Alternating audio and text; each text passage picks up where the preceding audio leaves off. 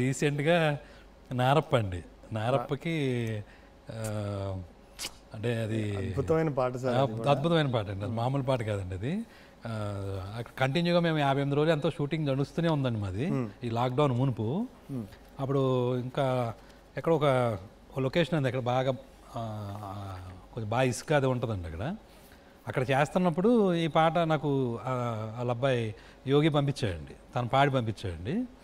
పంపిస్తే వెంకటేష్ గారికి నేను ఆయన విన్నామండి క్యారవాన్లో పెట్టుకుని.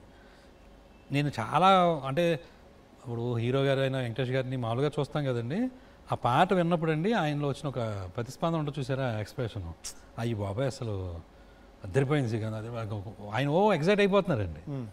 ఇప్పుడు వెంటనే మళ్ళీ శాస్త్రి గారికి చేసానండి, చేసి చెప్పామండి ఆ లైన్స్, ఇది బాగుందండి, ఈ లైన్ బాగుందండి, ఈ లైన్ బాగుందండి, మళ్ళీ ఒకటి చెప్పుకున్నామండి.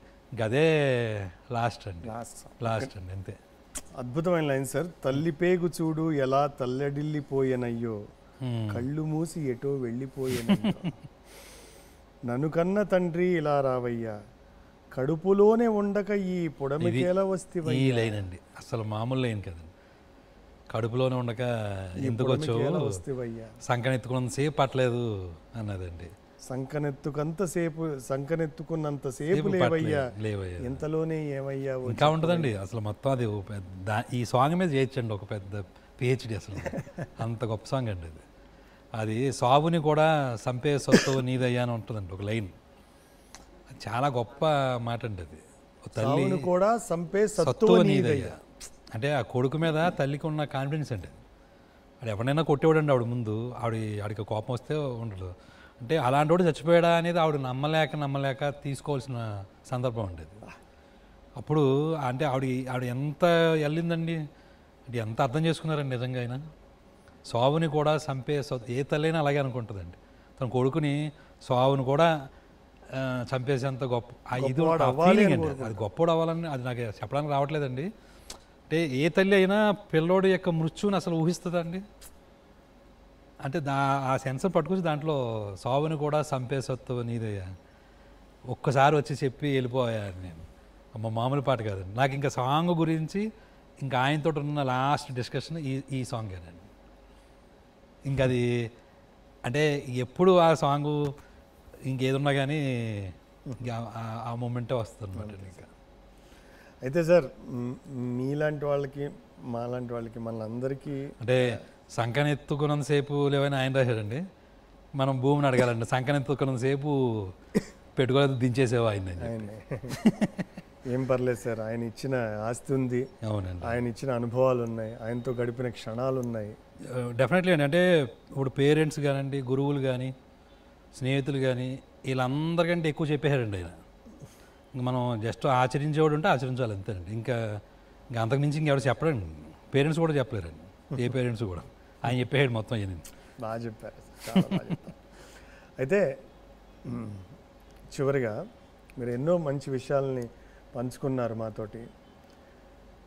శాస్త్రి గారు వెళ్ళిపోయాక శాస్త్రి గారు మనకి ఇచ్చినటువంటి ఆశావాదం, అంటే పాజిటివ్ నేచర్ని దృష్టిలో పెట్టుకుని తెలుగు సినిమా పాట ఎలా ఉండబోతుంది అంటారు? ఖచ్చితంగా ఇప్పుడు కూడానండి ఆ జర్నీ ఆగిపోదని నా నమ్మకం అండి.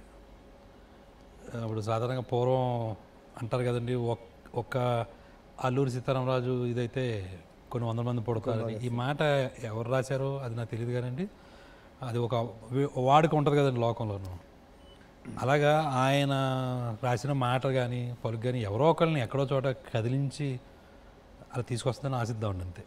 అది ఆగిపోవద్దనో లేదా అది ఉండదని అది అనుకోవడానికి మేబీ ఇష్టం లేక ఈ మాట అంటున్నానేమో. లేదా ఆయన కూడా ఒప్పుకోరండి, ఆయన కూడా ఒప్పుకోరు అలాంటి ఒక నిరాశ వ్యవహారాన్ని. ఆయన కూడా మన అనుభవంలో మీకు అందుకని మీరు అన్నట్టుగా ఆయన ఇచ్చినటువంటి ఆ శక్తిని ఇన్స్పైరింగ్గా తీసుకుని, ఇన్స్పిరేషన్లా తీసుకుని ఎంతోమంది రచయితలు వస్తారు, ఎంతోమంది అండి, ఎక్కువ మంది అలాగ తీసుకోగలగాలండి, వస్తారు కూడా అండి. అది ఆగదండి అక్కడ. మీరు కూడా అలాంటి పాటలు కొత్త వర్ధమాన రచయితలతో రాయించుకుని మాకు మరిన్ని మంచి పాటలు ఇవ్వాలని కోరుకుంటాం. థ్యాంక్ యూ శ్రీకాంత్ గారు. సిరివెన్నెల జగమంత కుటుంబం మనది, సిరివెన్నెల కుటుంబం అదేనండి, సిరివెన్నెల గారిది జగమంత కుటుంబం. ఆ జగమంత కుటుంబంలో మనం కూడా భాగస్వాములం.